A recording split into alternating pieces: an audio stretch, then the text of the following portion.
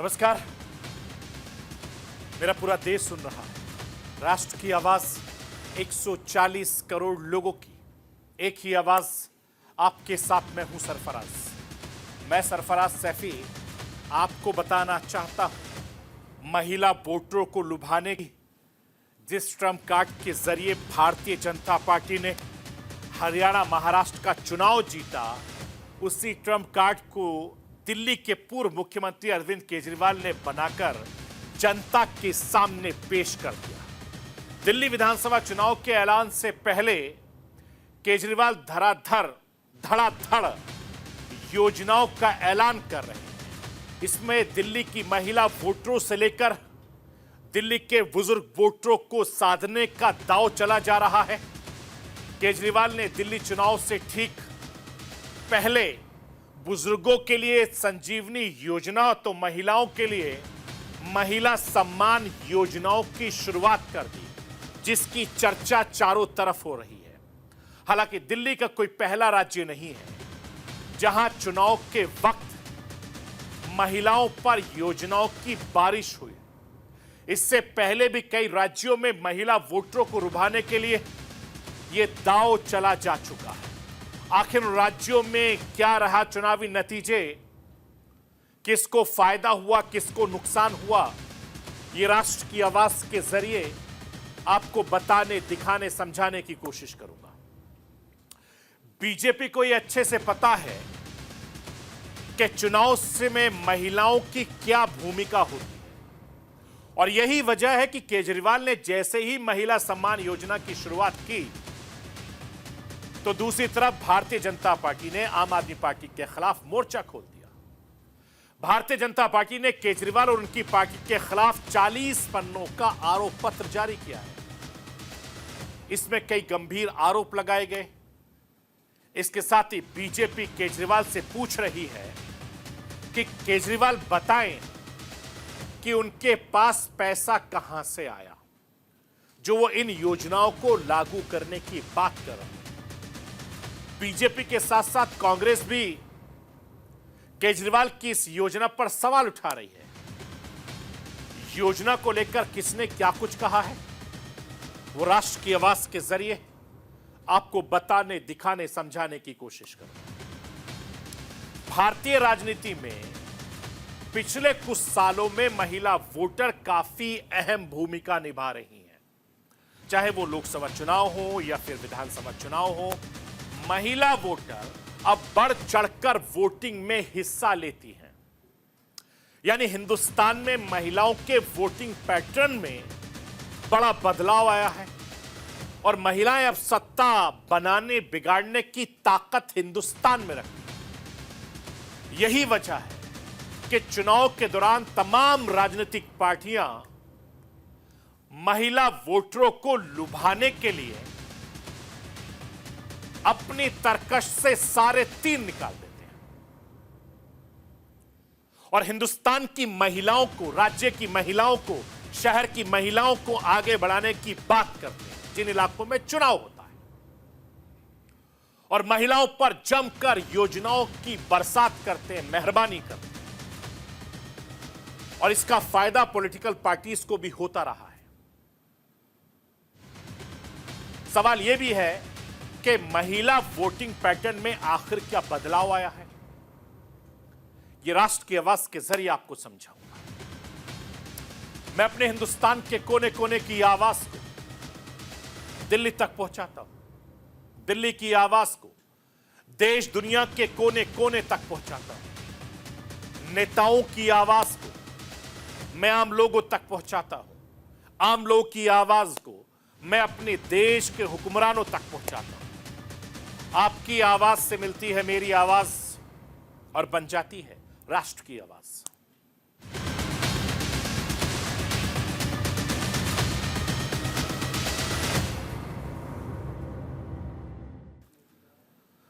भारतीय राजनीति के बदलते दौर में एक ट्रेंड बहुत तेजी से बदला हुआ है। वो ट्रेंड है आदि आबादी का।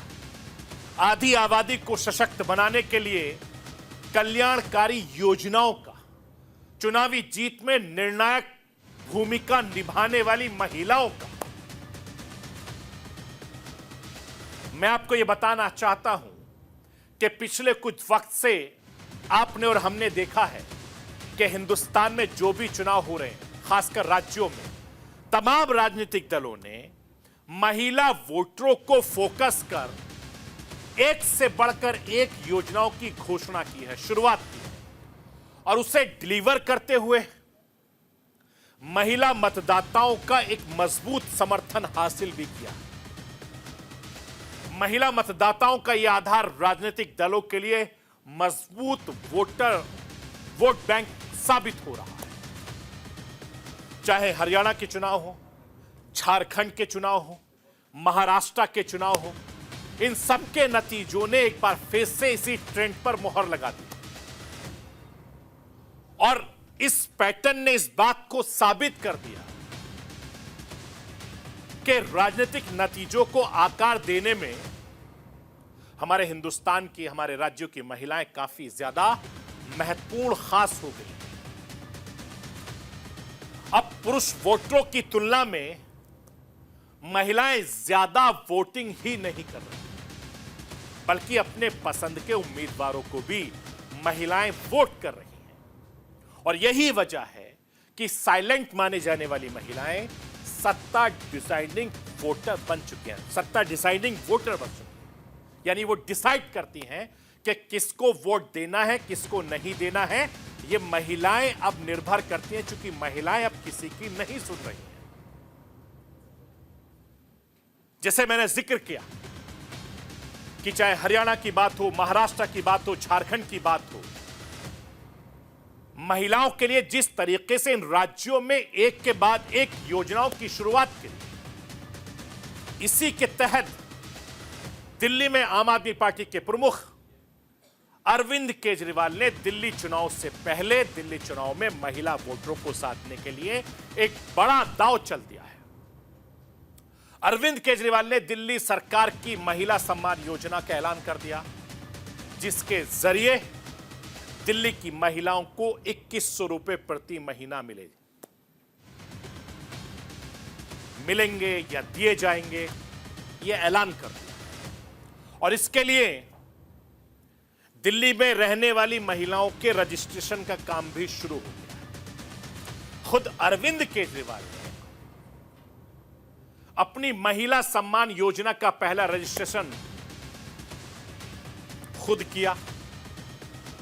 रजिस्ट्रेशन के लिए केजरीवाल अपनी विधानसभा यानी नई दिल्ली के किदवई नगर पहुंचे और एक घर में जाकर महिला का रजिस्ट्रेशन किया। इसके साथ ही संजीवनी योजना का रजिस्ट्रेशन दिल्ली सरकार ने शुरू कर दिया। राष्ट्र की आवाज के जरिए दिल्ली के पूर्व मुख्यमंत्री अरविंद केजरीवाल को सुनवाना चाहता हूं। सुनिए, अपनी इन योजनाओं को लेकर दिल्ली के मुख्यमंत्री क्या कुछ कह रहे हैं। क्या दिल्ली की महिलाएं इन योजनाओं के जरिए अरविंद केजरीवाल का साथ देंगी? आज से पूरी दिल्ली में महिला सम्मान योजना और संजीवनी योजना, इन दोनों का रजिस्ट्रेशन चालू हो रहा है। महिला सम्मान योजना के तहत हर महिला को, रजिस्ट्रेशन करने वाली महिला को 2100 रुपए हर महीने दिए जाएंगे। और संजीवनी योजना में रजिस्ट्रेशन करने वाले लोगों का, 60 साल से ऊपर के लोगों का पूरा इलाज का खर्चा सरकार देगी, चाहे प्राइवेट में हो चाहे सरकार में हो।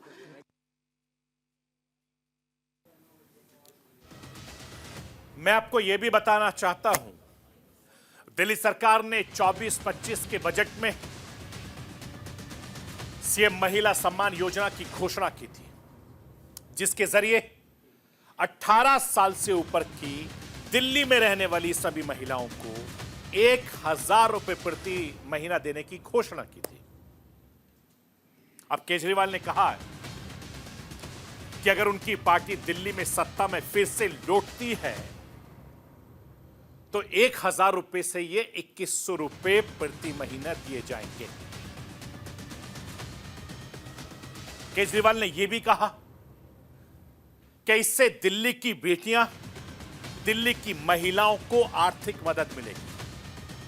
अब महिला सम्मान योजना के लिए क्या योग्यता जरूरी है, जो लाभार्थी हैं उनको लाभ मिलेगा, वो राष्ट्र के आवास के जरिए आपको समझाना चाहता हूं। लाइए स्क्रीन पर। महिला दिल्ली की आधिकारिक मतदाता होनी चाहिए। महिला की आय, सालाना जो आय है वो 2.5 लाख रुपए तक या उससे कम होनी चाहिए। महिलाओं की उम्र 18 साल से ज्यादा और 60 साल से कम होनी चाहिए। पहले से किसी पेंशन योजना का फायदा ले रहे लोगों को इस योजना के जरिए लाभ नहीं दिया जाएगा।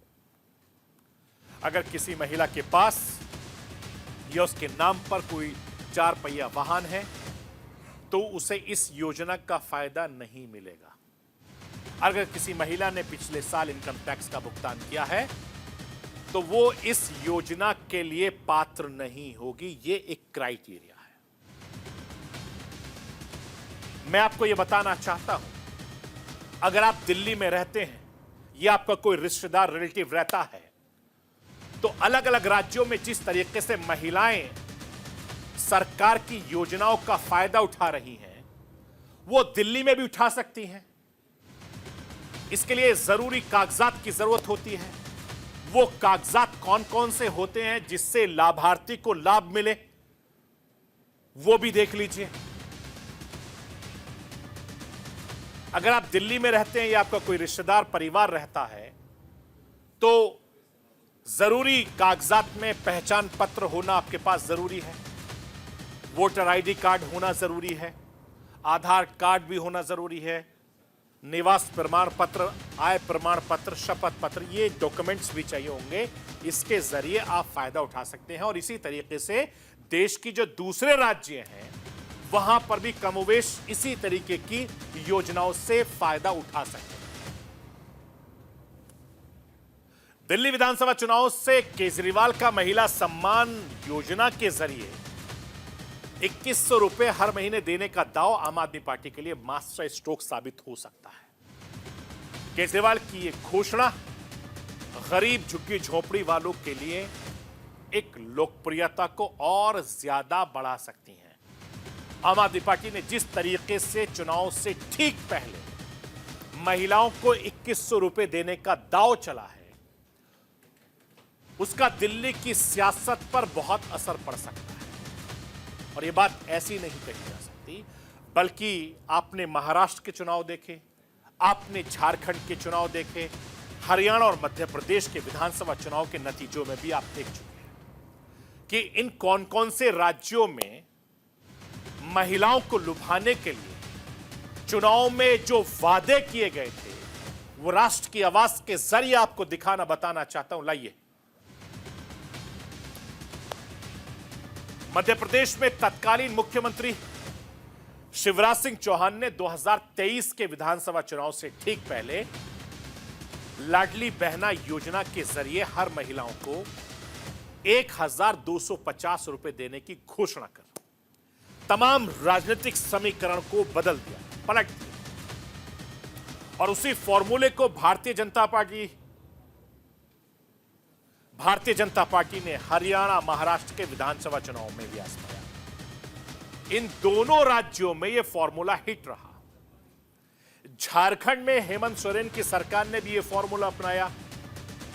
मैया सम्मान योजना ने झारखंड की राजनीति में हलचल मचा दी और अब दिल्ली चुनाव में इसी फॉर्मूलों को आजमाने का दांव केजरीवाल ने भी चल दिया है, जो आम आदमी पार्टी के लिए सियासी मददगार साबित हो सकता है। मैं आपको यह भी बताना चाहता हूं कि पिछले कुछ चुनावों से यह पैटर्न देखने को मिला है कि जिस राजनीतिक पार्टी के फोकस में महिला वोटर रही है उसे सत्ता का सिंहासन मिला है।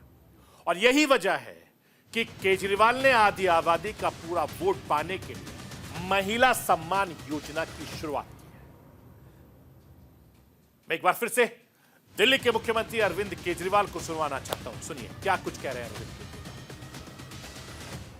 अब एक शिकायत आखिरी में कहना चाहूंगा आप लोगों से। अभी कल एक सर्वे आया है, उस सर्वे में आया है कि दिल्ली की 60% महिलाएं आम आदमी पार्टी को वोट दे रही हैं। तो मेरी सेवा में, मेरी तपस्या में कोई कमी रह गई होगी जो 40% नहीं दे रही।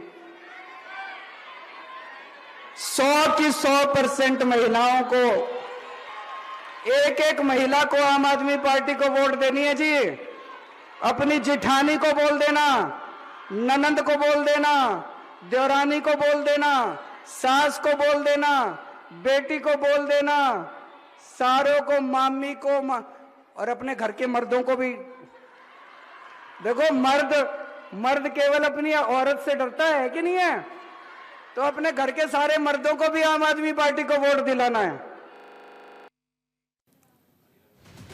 मैं आपको यह बताना चाहता हूं कि चुनाव में महिला वोटरों की ताकत भारतीय जनता पार्टी को अच्छे से पता है और यही वजह है कि महिला सम्मान योजना की शुरुआत करते हुए भारतीय जनता पार्टी ने आम आदमी पार्टी केजरीवाल को घेरना शुरू कर दिया था। मैं आपको यह भी बताना चाहता हूं कि जिस वक्त अरविंद केजरीवाल महिला सम्मान योजना के फॉर्म भरवा रहे थे, उसी वक्त भारतीय जनता पार्टी ने प्रेस कॉन्फ्रेंस कर आम आदमी पार्टी के खिलाफ मोर्चा खोल दिया और भारतीय जनता पार्टी ने केजरीवाल और उनकी पार्टी के खिलाफ 40 पन्नों का आरोप पत्र जारी किया। इस आरोप पत्र में कई गंभीर आरोप भी लगाए। आरोप पत्र के कवर पेज पर लिखा था, दिल्ली सरकार हुई कंगाल, आप विधायक मालामाल और शीश महल में केजरीवाल।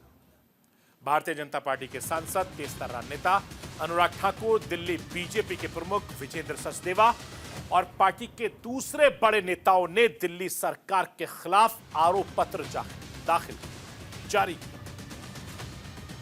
इस दौरान दिल्ली सरकार पर जमकर निशाना भी साधा। मैं राष्ट्र की आवाज के जरिए भारतीय जनता पार्टी के तेज तर्रार नेता सांसद अनुराग ठाकुर, सुन लीजिए क्या कुछ कह रहे हैं और केजरीवाल साहब को भी सुन लीजिए। क्या थे केजू के झूठे वायदे? इन्होंने कहा था दिल्ली के सभी स्कूल वर्ल्ड क्लास बनाऊंगा। 2 लाख से ज्यादा छात्र अभी भी शिक्षा से वंचित हैं। इन्होंने कहा था 24 घंटे सातों दिन स्वच्छ और मुफ्त में नल से जल दूंगा। आज भी हजारों परिवार हजारों रुपया महीना खर्च करके टैंकरों से पानी लेते हैं। इन्होंने कहा था दिल्ली को फ्री क्लिनिक और बड़े अस्पतालों का मॉडल दूंगा। आज भी 70% मरीज निजी अस्पतालों में जाने पर मजबूर हैं। इन्होंने कहा था 5 साल में यमुना जी को सुंदर बना देंगे। यमुना जी साफ हुई ना हुई, हमारे अध्यक्ष जी से पूछो।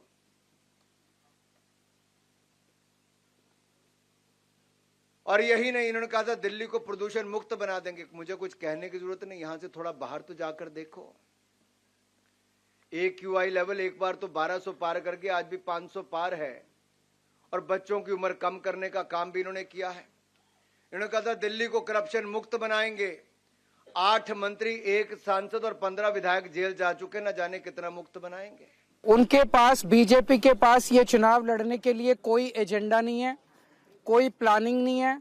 वो दिल्ली के लोगों को ये बताएं कि 5 साल में दिल्ली के लिए उन्होंने, बीजेपी वालों ने क्या काम किया। दिल्ली में 2 सरकारें हैं, ये आधी कहते हैं ना, दिल्ली की आधी सरकार है। तो आधी सरकार आम आदमी पार्टी की है, आधी सरकार बीजेपी की है, केंद्र सरकार। आम आदमी पार्टी की सरकार ने बिजली, पानी, महिलाओं का बस सफर, सड़कें, सीवर, काफी काम किए। इन लोगों ने क्या काम किया?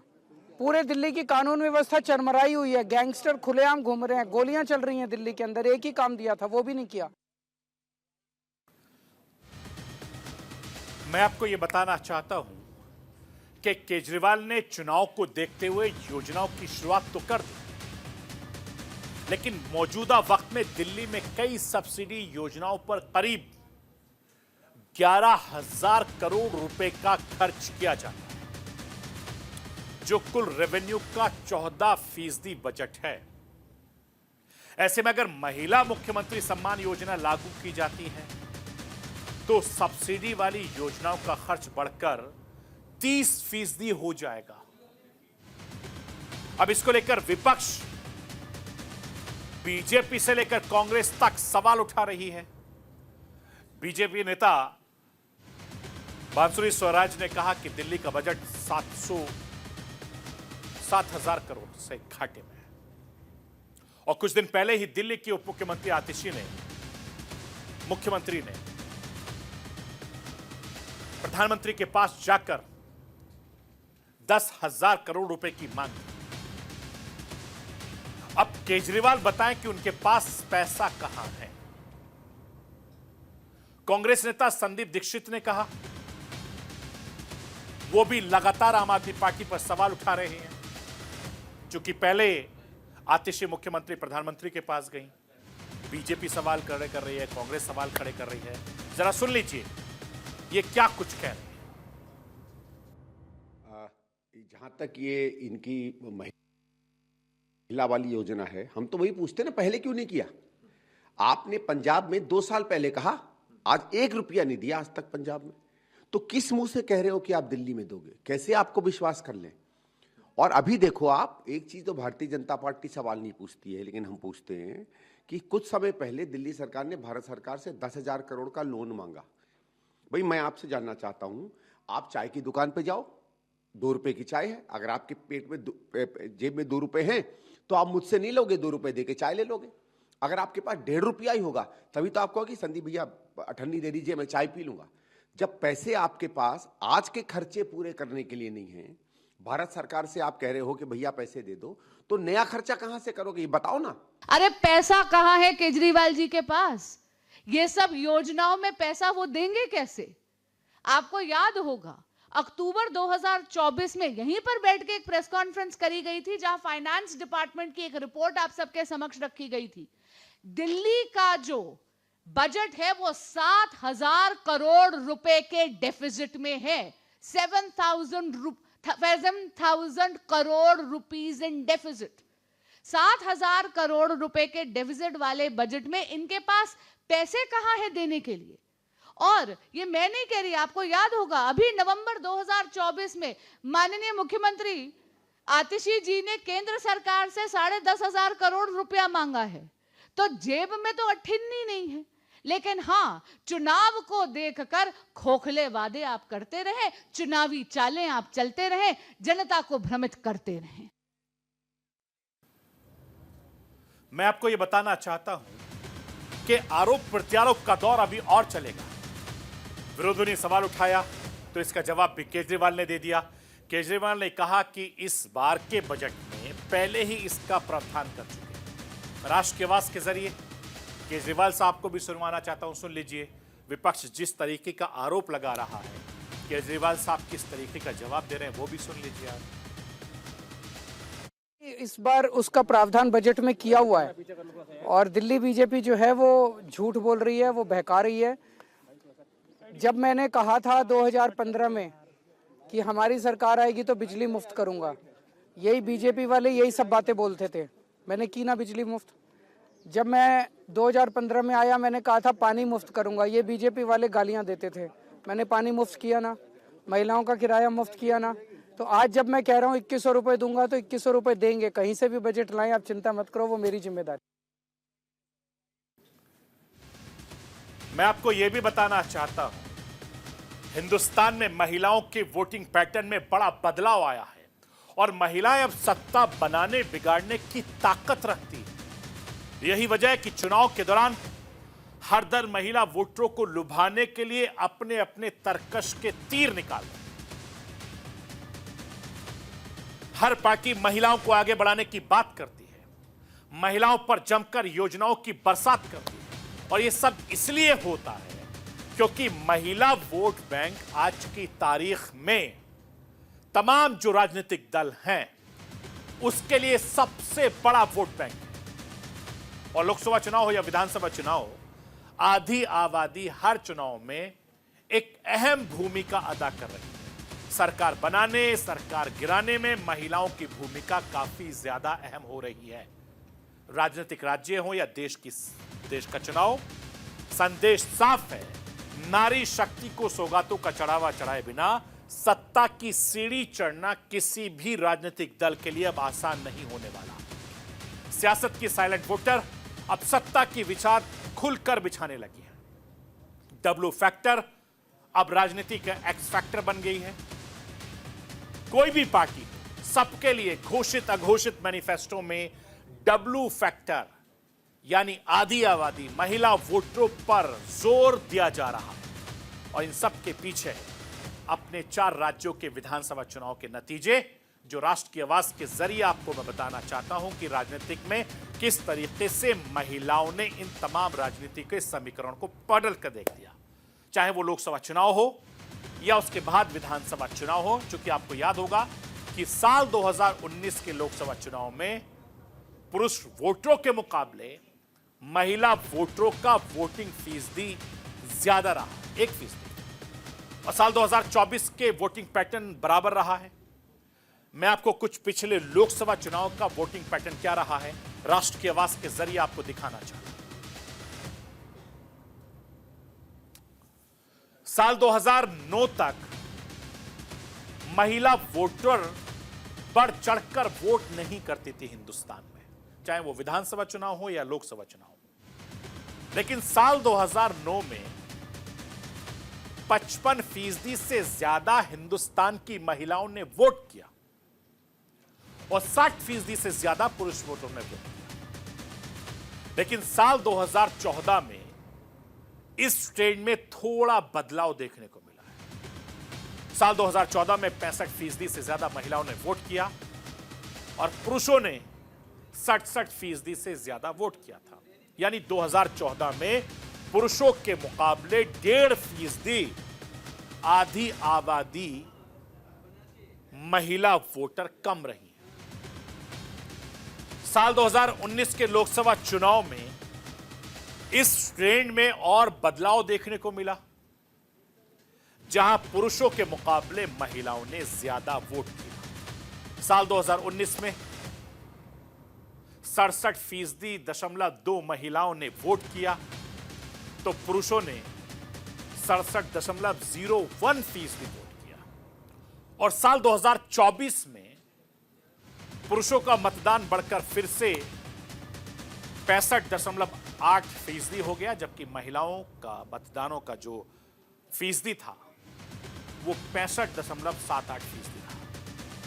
अगर 2024 में करीब करीब महिला और पुरुष मतदाताओं के बराबरी के वोटर रहे।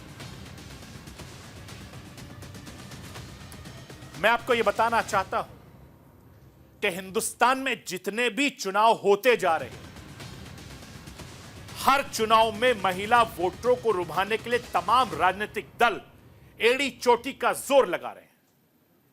चाहे वो कोई भी पार्टी महिलाओं के लिए बड़ी बड़ी घोषणाओं की बात कर रहे हैं। और यही वजह है कि हिंदुस्तान की आधी आबादी चुनाव में बढ़ चढ़कर हिस्सा ले रही है और यह पैटर्न अभी और तेजी से बढ़ता जाएगा। तो ये थी राष्ट्र की आवाज। बाकी खबरों के लिए आप बने रहिए न्यूज़ इंडिया के साथ।